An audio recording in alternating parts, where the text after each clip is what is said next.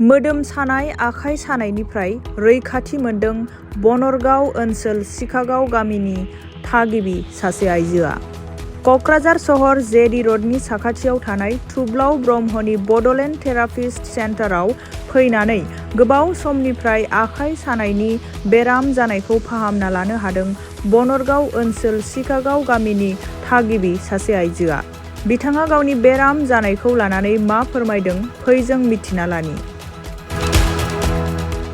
आङो आगोलावहाय मेरला डाक्टार नायदोंमोन, अजाबो नायदोंमोन, गाथाराखैमोन। ओमफ्राय दा बे थुब्लाव सारनाव फैनानै एसे मोजां मोनबाय आरो। ओमफ्राय आखाइफ्रा थिखोनो हाबाय, ओमफ्राय एसे एनै सोमावनोबो हाबाय आरो दा साबसिननिफ्राय साबसिन मोनगासिनो दं आरो। एसे गोबाव दंबावो खोमा, सानब्रैसोल' जादों आङो, दा सानथाम।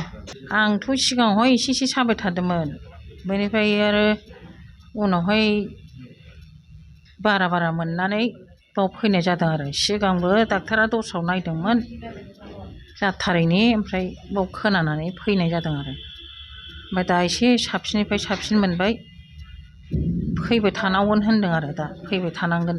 आङोथ' दा आंना पस्ट अफिसआ बनरगाव आरो गामिया सिखारगाव, सिखारगावनिफ्राय फैनाय जादों आरो।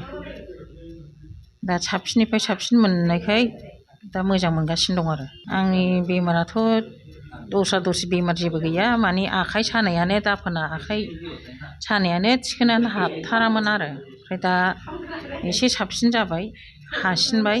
बेमारा सिगां बोसोरसेनि बारबाय एसे एसे साबाय थानाया, ओमफ्राय दा बेहाय फैनाया मास मोननै जाबायमोन आरो बारा जानाया।